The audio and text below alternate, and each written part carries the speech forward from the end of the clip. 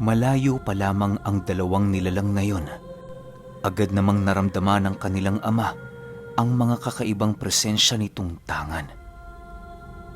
Habang papalapit sa kanila ang dalawang nilalang, pasimple namang ikinukubli nila Emilio ang kanilang mga lagaraw upang mapaghandaan ang nalalapit na laban. Ilang minuto pa ang lumipas, tuluyan na ngang nakalapit sa kanila ang dalawang matandang babae at kasabay nito ang pag-aalok nito sa kanila na tumuloy pansamantala sa kanilang tahanan. Sa pagpapatuloy ng pakikipag-usap ng mga ito sa kanila, doon napansin nila Emilio ang mala-abnormal na paggalaw ng mga kamay nito. Animoy sa bawat pagsasalita ng mga nilalang ay para bang sinasabayan yon ng hindi maiiwasan nilang karamdaman. Bagaman naiirita na sila Emilio sa presensya ng mga ito, ninais pa rin nilang magpasensya sa kadahilanang nagmamasid pa sa mga kaganapan ang kanilang ina. Pasensya na ho, Ale, pero hindi ho namin matatanggap yung inaalok ninyo. Ayos na ho kami rito. Wala naman sigurong masasamang loob ang aakyat dito kapag gabi. Wika ng ama nila Emilio. Huwag kang pakakasiguro, iho. Marami ditong gumagalang mga demonyo. Doon na kayo sa bahay namin. Ligtas kayo doon. Ang sakin lang naman, mailayo kayo sa kapahamakan. Sagot naman ng babae. Nang marinig ito ni Malik, bigla namang kumunot ang noo nito sa kadahilanang hindi niya nagustuhan ang ginagawang pakikipaglaro sa kanya ng mga gabunan. Ilang minuto pa ang lumipas, tuluyan na ngang nanawa ang mga ito sa pagkukumbinsi sa kanila, gawa ng paulit-ulit ang naging kasagutan ng kanilang ama. Maya-maya pa, napagpasyahan na nga ng dalawang babae ang umalis ng hindi umiimik.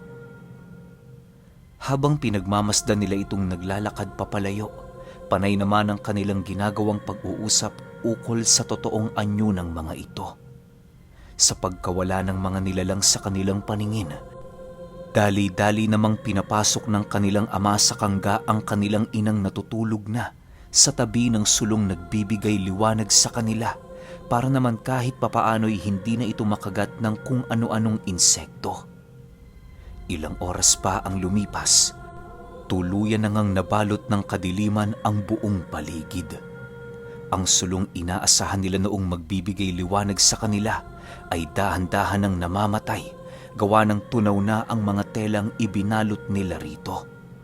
Nag-umpisa na ding maghanap ng mga kahoy na panggatong sila Emilio para naman kahit papaano'y makagawa sila ng isang malaking siga sa gilid ng kanilang pinagpapahingahan. Habang nag-iikot sila sa paligid, may mga nasisipat silang mga asong umaaligid na tila ba nagmamasid.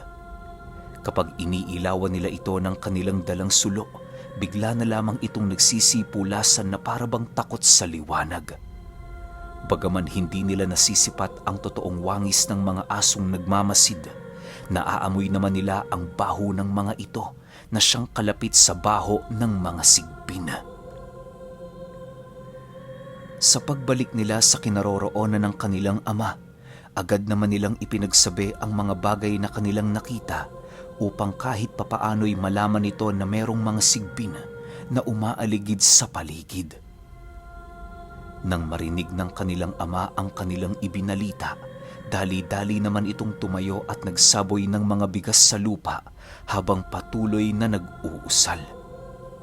Dinukot din ito ang isang dangkal niyang patpat na palagi niyang gamit sa panggagamot man o pakikidigma upang alamin ang mga nilalang na nasa paligid. Paulit-ulit niyang sinusukat ang patpat na yon habang patuloy itong tinatanong ukol sa mga nilalang na hindi pa nila nararamdaman sa lugar. Ayon kay Emilio, na ang ginagawa ng kanyang ama noon ay isang pamamaraan ng mga albularyo sa panggagamot. Orihinal talagang ginagamit yon sa pagtutukoy ng mga karamdaman, subalit dahil sa kahenyohan ng kanilang ama kung kaya't nagagamit niya ito sa pagtukoy ng iba't ibang uri ng mga nilalang. Pagtanong ng ama nila Emilio sa patpat tungkol sa gabunan at sigbin, laking gulat na lamang nila nang biglang lumagpas sa patpat ang sukat ng dangkal ng kanilang ama kahit mas mahaba ang patpat na yon sa daliri niya. Dahil sa mga pangyayari, doon nila tuluyang nakumpirma na isang ang gabunang aswang ang nagbabalak sa kanilang mga buhay. Emilio, pagbutihin ninyo ang pagmamasid sa paligid. Nararamdaman ko malapit lang sila at nagmamasid. Wika ng kanilang ama habang dahan-dahang tumatayo. Sa paglapit nito sa kanggang kinaroroonan ng kanyang asawa, agad naman itong binuksan ng isang sako at mabilisang kinuha mula roon ang napakahabang baging ng makabuhay. Ipinalibot niya ito sa kanggang kinaroroonan ng kanyang asawa upang masigurong wala ni isang demonyo ang makakasalisi sa loob nito.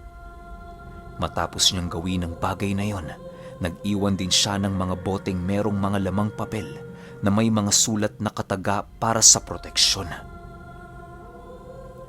Ilang minuto pa ang lumipas, bumalik na nga ang kanilang ama sa kanilang kinaroroonan, dala-dala ang napakatalas nitong lagaraw. Ang ginawa naman noon nila Emilio ay hinasapan samantala ang kanilang mga sandata upang kung sakali mang magtatangkang sumugod sa kanila ang mga gabunan, kaya nila itong kitila ng buhay ng walang pag-aalinlangan. Habang abalang-abala sila noon sa kanilang ginagawa, napansin naman nilang nakaupo lamang ang kanilang ama habang wala itong ginagawa. Itinarak din ito sa lupa ang kanyang lagaraw, isang indikasyon na siniseryoso ng kanilang ama ang kaganapang yon. Sa pagsapit ng 11:11 ng gabi, doon na sila nakarinig sa kauna-unahang pagkakataon ng mga huni ng aswang sa paligid. May mga pag-aatungal din ng sigbindi kalayuan sa kanilang kinaroroonan, hudyat na malapit nang dumating ang mga gabunan. Ilang minuto pa ang lumipas, bigla naman silang napatayo nang muli nilang masilayan ang dalawang matandang babaeng naglalakad papalapit sa kanilang kinaroroonan. Maya-maya pa, bigla namang nasipat nila Emilio ang paglihis nito ng landas na parabang hindi sila nito nakita. Emilio, humanda kayo. Nasa paligid lang sila. Ang mga demonyo talaga. Maaamoy lang na mababa ang presensya ng mga taong nakikita nila. Manggagampala na. Wika ng kanilang ama. Matapos nitong makapagsalita, agad naman itong binunot ang kanyang lagaraw habang patuloy na nagtataas ng bakod at puder sa kanyang katawan. Sumunod na dinoon sila Emilio para naman kahit papaano'y hindi sila magawang mabalikan ng kanilang mga usal na pakakawalan.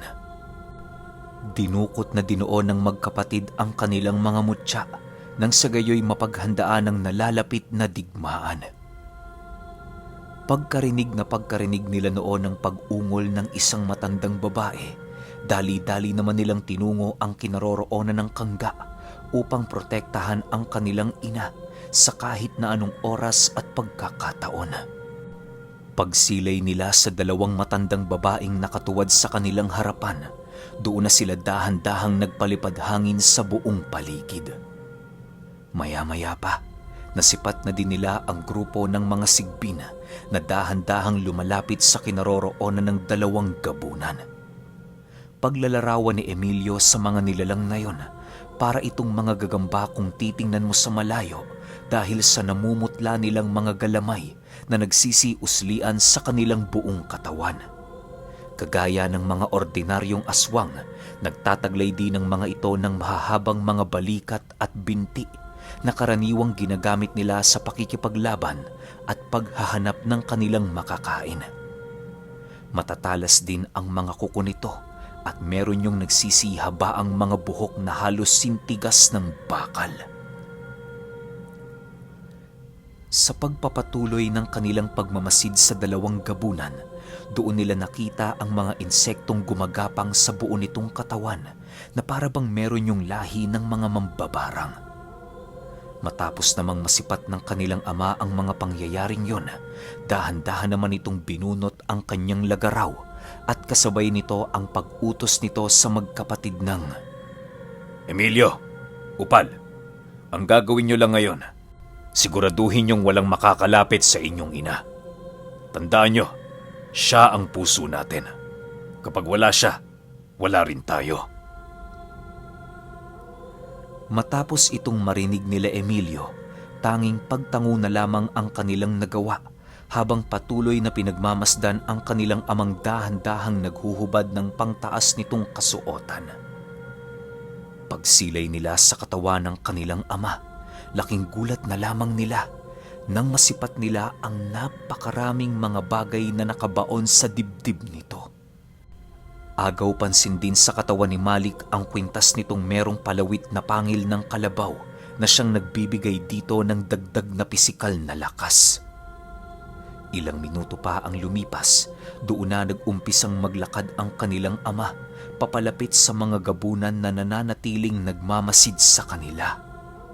Habang nasa kasagsagan yon ng paglalakad, kitang-kita nila ang pagwasiwas nito sa mga talahib ng kanyang lagaraw na animoy inihahanda ang kanyang katawan.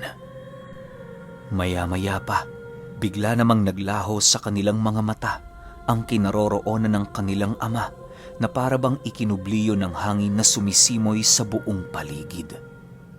Pagsilay nila sa kinaroroonan ng mga gabunan, doon na nila nasilayan ang kanilang ama na meron ng tangan-tangang sigbin habang pinapasan ang kanyang sandata.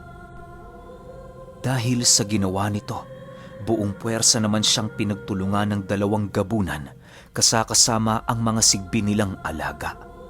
Bagaman nasusukol na noon ang kanilang ama, nananatili pa ring kampante silang dalawa, gawa ng sigurado silang kahit saang anggulo, walang panama dito ang mga demonyo. Ilang minuto pa ang lumipas, tuluyan na ngang nahawakan ni Malik ang isang matandang gabunan at kasabay nito ang walang habas niyang pag-unday ng saksak sa buo nitong katawan. Paulit-ulit niya itong ginawa hanggang sa dumating ang puntong maligo na siya sa dugo ng nilalang. Bago niya tuluyang bitawan ang walang buhay nitong katawan, ilang ulit niya pa yung ibinalibag sa lupa hanggang sa dumating ang puntong tuluyan na itong hindi mapakinabangan. Dahil sa ginawa noon ng kanilang ama, kung kaya't labis-labis na lamang ang galit ng isa pang gabunan na naiwang nakikipaglaban.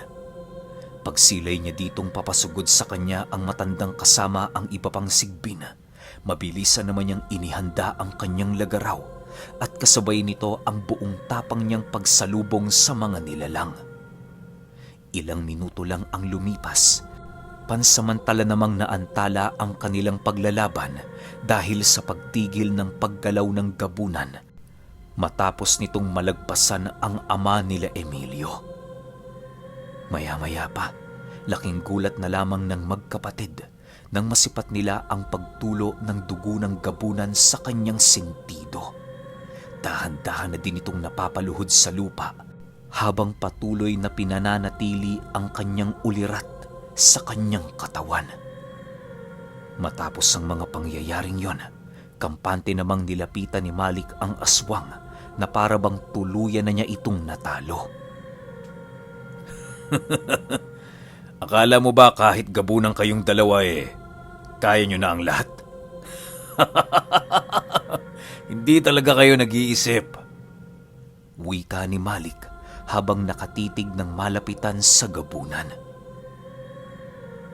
Nang marinig naman ng matandang babae ang sinabi nito, nagpanggap yun na labis na siyang nanghihina upang magawa niyang malapitan ng husto ang ama nila Emilio. Ilang segundo pa noon ang lumipas, laking gulat na lamang nila Emilio nang masipat nila ang gabunang hinawakan sa ulo ang kanilang ama habang patuloy itong sinusukahan. Sa bawat sukang ginagawa nito, nagpapakawala yon ng mga sumpa na siya namang labis nilang ikinabahala.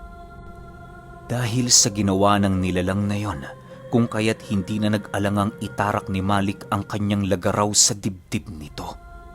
Pagbagsak ng walang buhay na katawan ng gabunan, dali-dali namang napalupasay ang kanilang ama habang naghahabol ng kanyang hininga. Dahil sa mga nangyari, kung kaya't mabilisan naman nila itong nilapitan habang paulit-ulit na tinatawag ang pangalan ng kanilang padre de pamilya. Pagdating nila Emilio sa lugar, nadatnan nila ang kanilang ama na halos malunod na sa suka ng gabunan. Dali-dali nila itong tinulungang makatayo habang patuloy na pinupunasan ng kanilang damit ang ilong at mata nito. "Tay! Ayos ka lang ba? Tay!" wika ni Emilio habang buong lakas na pinapasan ang kanyang ama. Nang marinig naman ni Malik ang kanyang sinabi, agad naman itong sumagot ng, Ayos lang ako, anak. Huwag ka mabahala. Mahinang sumpa lamang ito.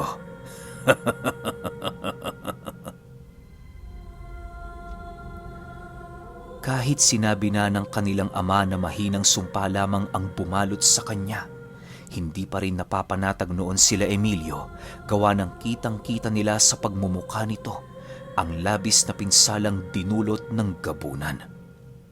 Nang marating na nila ang kinaroroonan ng kanilang kangga, agad namang kinuha ni Upal ang isang galong tubig na kanilang dala upang ibuhos sa pagmumukha nitong punong-puno ng suka. Subalit, kahit nabuhusan na niya ito ng tubig, nakakapagtakang wala ni isa sa mga sukang yon ang nagawa nilang maalis sa pagmumukha nito. Ilang ulit na din nila itong hinagod ng kanilang mga palad, ngunit tila ba nanuot na sa balat ng kanilang ama ang sumpang idinapo ng nilalang. Sa kabila ng mga kaganapan, hindi pa rin nila piniling isuko ang katawan ng kanilang ama sa sumpang ibinigay ng gabunan. Maya-maya pa, agad naman nilang inilabas ang lahat ng kanilang dalang halamang gamot sa pagbabaka sakaling may isa roon ang makakagamot sa sumpa ng kanilang ama.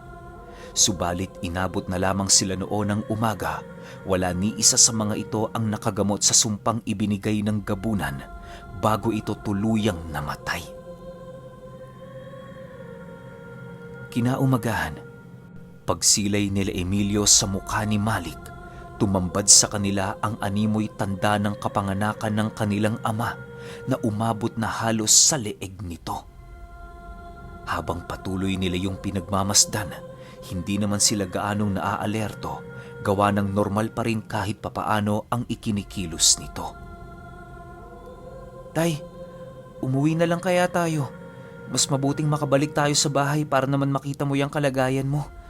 Walang saysayang paglalako natin, Tay, kung may iniinda kang karamdaman sa katawan mo." Wika ni Emilio sa kanyang ama. Nang marinig naman ng kanyang ina ang kanyang sinabi, agad naman yung sumang-ayon sa kanya at walang pag-aatubiling nagpasya para sa kanilang mabilisang pag-uwi. Dahil sa naging pasya nito, kung kaya't wala nang nagawa ang kanilang padre de pamilya, kundi ang sumang-ayon.